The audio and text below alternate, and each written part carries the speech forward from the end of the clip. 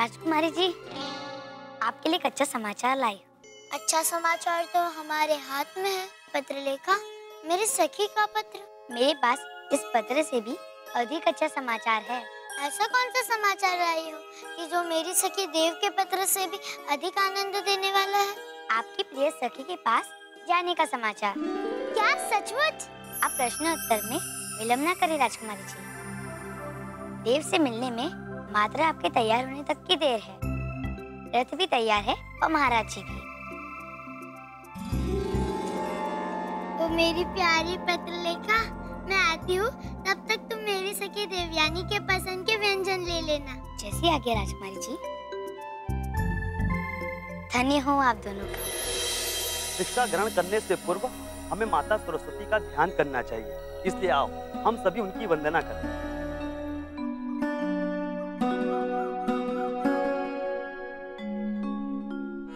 या कुंदेन्दु तुषार हार धवला या शुभ्र वस्त्रवृता, या कुंदेन्दु तुषार हार धवला या शुभ्र वस्त्रवृता, या वीणा वरदंड मंडित करा, या वीणा वरदंड मंडित करा, या श्वेत पद्मासना, या श्वेत पद्मासना, या ब्रह्मा अच्युत शंकर, या ब्रह्माच्युत शंकर, प्रवित विदर्भे सदा वंदिता, प्रवित विदर्भे सदा वंदिता, सामा पातु सरस्वती, सामा पात सरस्वती, भगवती निशेष जाड्यापहा, भगवती निशेष जाड्यापहा, शुक्लाम ब्रह्म विचार सार, शुक्लाम ब्रह्म विचार सार, परम आमाद्याम जगत व्यापिनी, परम आमाद्याम जगत व्यापिनी, वीणा पुस्तक धारिणी, वीणा पुस्तक धारिणी, वेदाम जाड्यान, बैडा जाड्यांध,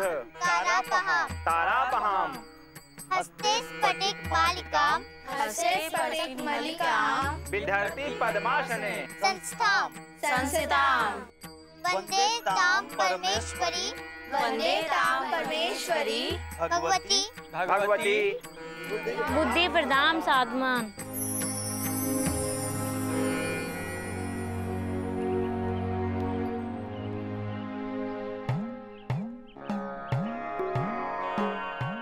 आज कई बार में आप लोग इस वंदना को कंठस्थ कर लेना। जी हाँ, हम कंठस्थ कर लेंगे। अब मेरी अनुजा दिव्यानी आप लोगों के लिए प्राथमिक शिक्षा का शुभारंभ करेगी। मैं तब तक गुरुदेव की सेवा में लग जाता हूँ। जी ठीक है।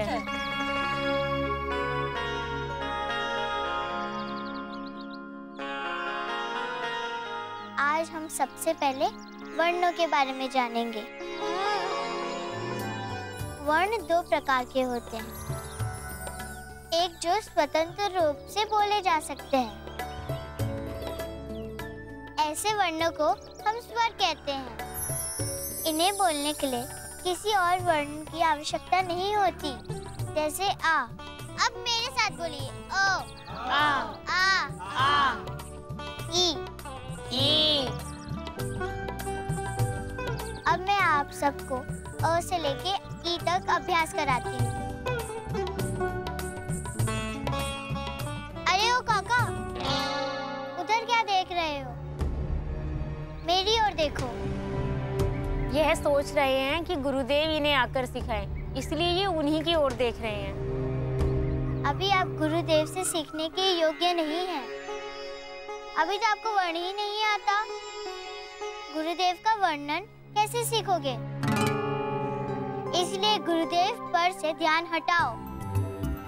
उनका ध्यान देने के लिए अग्रज संकृति चले गए हैं।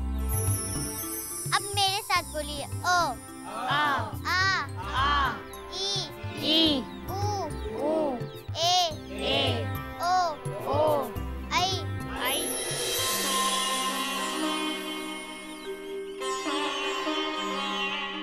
गुरुदेव, हम छोटे पौधों को जल देते हैं, किंतु बड़े वृक्षों को नहीं।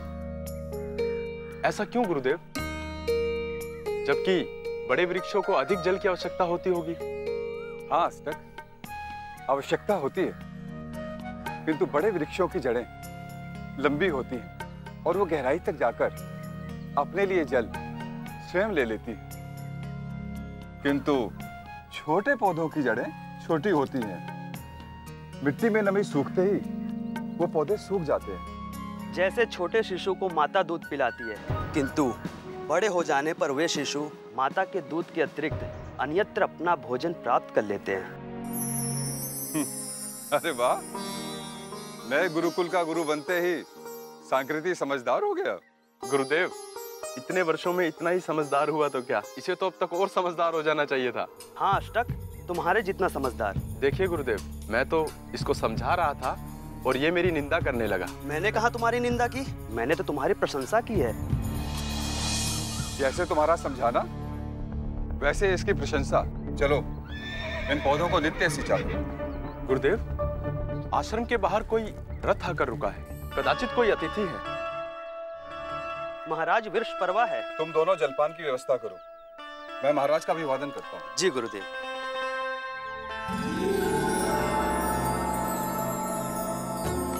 प्रणाम गुरुदेव। आशीर्वचन राजन। जीती रहो पुत्री, संसार के सबसे प्रतापी राजा की प्रिय बनो। किंतु देव कहाँ है? देव देव बड़ी हो गई, अब हमारे गुरुकुल में उसका क्या काम?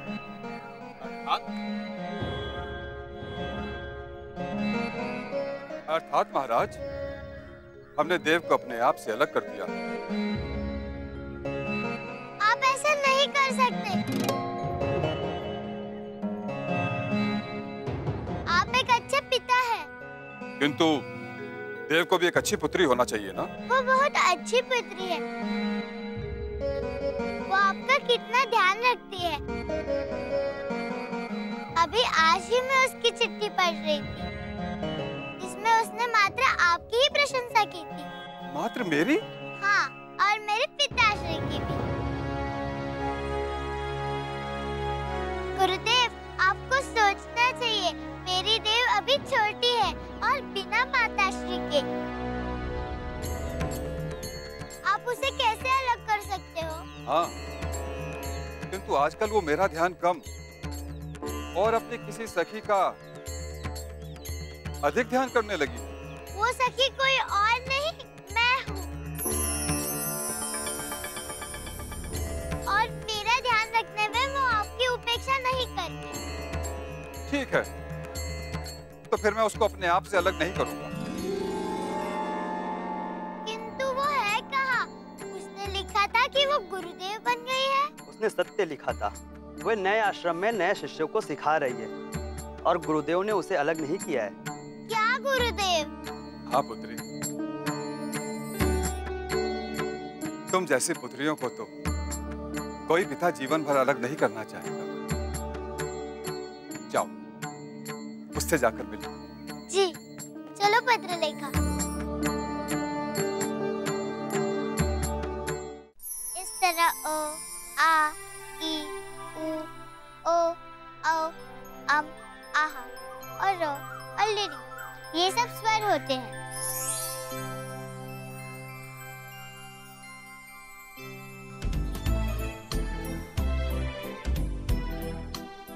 आप सब इतने बड़े हो गए, फिर भी अपना ध्यान भंग करते हो। मेरी ओर देखो, उधर क्या देख रहे हो? कोई आया है। शर्मिष्ठा, प्रणाम गुरुदेव। देव।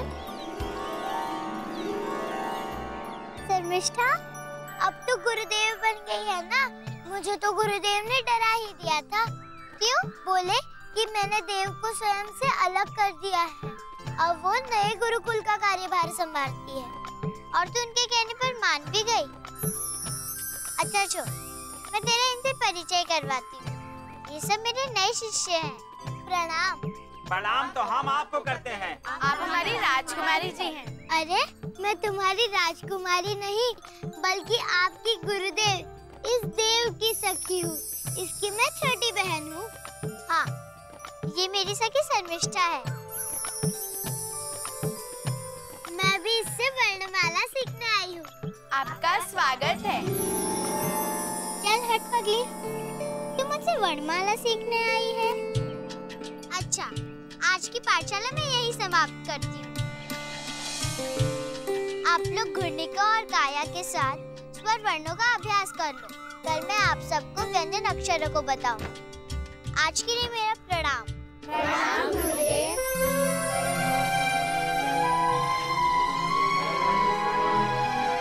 अरे शांत रहो सभी, आप लोग तो बहुत बात करते हो।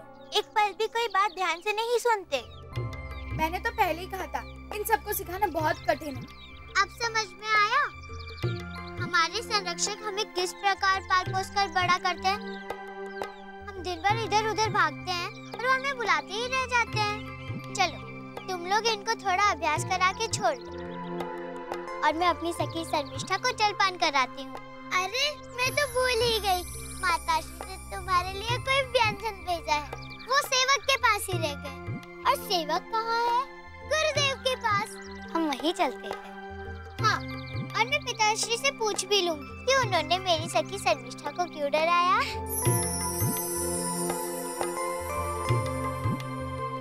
मैं जानता हूँ गुरुदेव, मुझसे पूर्व आपने मत्सरासुर, मदासुर जैसे अति बलिष्ठ दैत्यों को दैत्यराज बनाया, जिनके मान मर्दन हेतु आशुतोष पुत्र श्री गणेश को वक्रतुंड एवं एक दंत के रूप में अवतार लेना पड़ा। मोहासुर भी बड़े बलशाली थे। उन्हें भी मैंने दैत्यराज के पद से सुशोभित किया था, जिनके लिए श्री गणेश को महोदर के रूप में प्रकट होना पड़ा। मेरे कहने का तात्पर्य यह है राजा कि मात्र बलशाली हो जाना अथवा मात्र बुद्धिमान हो जाना ही एक राजा के लिए सर्वश्रेष्ठ गुण नहीं है। बुद्धि का विवेकपूर्ण व्यवहार आवश्यक होता है। अतः सौबांधवे मित्र है स्वसाम्य प्रापीरतैर गुण है प्रकृति भिर निर्भो गच्छे निचैस्तु कदाचन। अर्थात राजा को अपने ही समान गुण वाले मित्र अथवा बंधुओं के साथ गमन करना चाहिए। कुछ व्यक्तियों के साथ संगत नहीं करना चाहिए। दैत्यराज चाहे मोहासुर रहे हों, मदासुर अथवा मत्सरासुर रहे हों, इन सब में बुद्धि विवेक की कमी थी। इसलिए इन सब का राज्यकाल थोड़े समय तक ही रहा। आप निसंदेह सर्वश्रेष्ठ दैत्य राजाओं में से एक है महाराज। मैं तो कुछ भी नहीं हूँ गुरुदेव, ये तो आपकी विद्वता का प्रभाव है जो मेरा कार्यकाल इतना लंबा खींच सकता है। मेरे कार्यकाल में देवताओं पर विजय का कीर्तिमान आपके कारण ही संभव हुआ है गुरुदेव।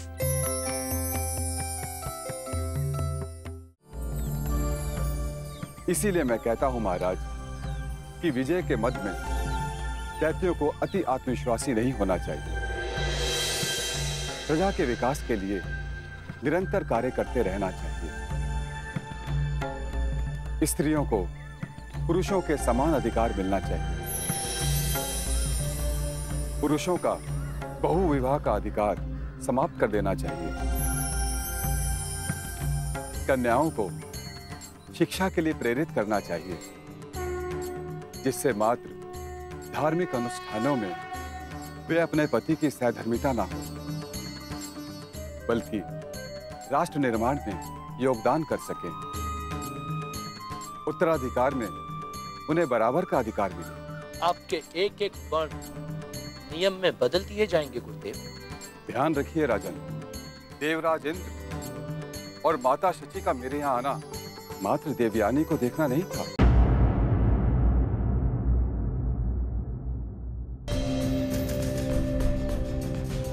मेरे यहाँ आने से पूर्व देवराज महर्षि अंगिरा के आश्रम भी गए थे। बृहस्पति के देव गुरु बनने के बाद यह प्रथम अवसर था कि जब देवराज मेरे सह पितामह अंगिरा से मिले। इसलिए उनके इस मिलन को असावधानी पूर्वक नहीं लेना चाहिए। इस भेंट का कोई दूरगामी लक्ष्य भी हो सकता है।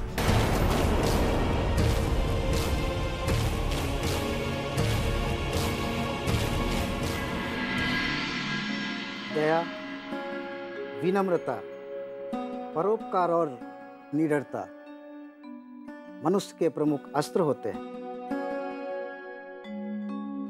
जिसके पास ये सब है वो कभी निहत्था नहीं हो सकता। किंतु दुर्भाग्य, मनुष्यों की तो बात ही छोड़ो, आजकल ऋषियों में भी ये गुण नहीं पाए जाते।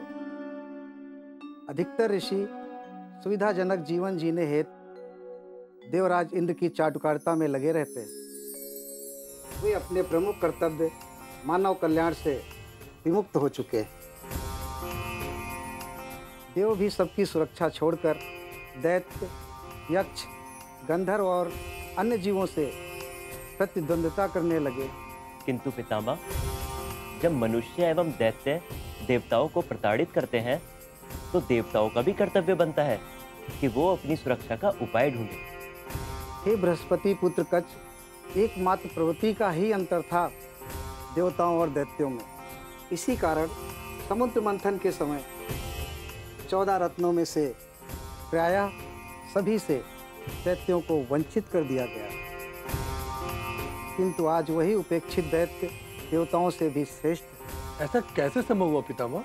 हे उदत्त पुत्र भारद्वाज, यह सब संभव हुआ है देवताओं की विलासिता और ऋषियों की चाटुकारिता से। स्वयं मेरे पुत्र बृहस्पति भी निरंकुश हो गए हैं। एक और जहाँ वे देवलोक की समृद्धि से प्रभावित हो गए हैं, वहीं आचार्य शुक्र महाराज बृहस्पति से सर्वाधिक सम्मानित होने के बाद भी आश्रम में साधारण जीवन जीते हैं। पितामह, क्या आचार्य शुक्र मेरे पिता पूज्य बृहस्पति से श्रेष्ठ हैं? तुम्हारे पिता से ही श्रेष्ठ नहीं पुत्र, आचार्य शुक्र सर्वश्रेष्ठ। ईश्वर के अतिरिक्त एकमात्र वही है जो संजीवनी विद्या के प्रभाव से मृतक को भी जीवन दान दे सकते हैं।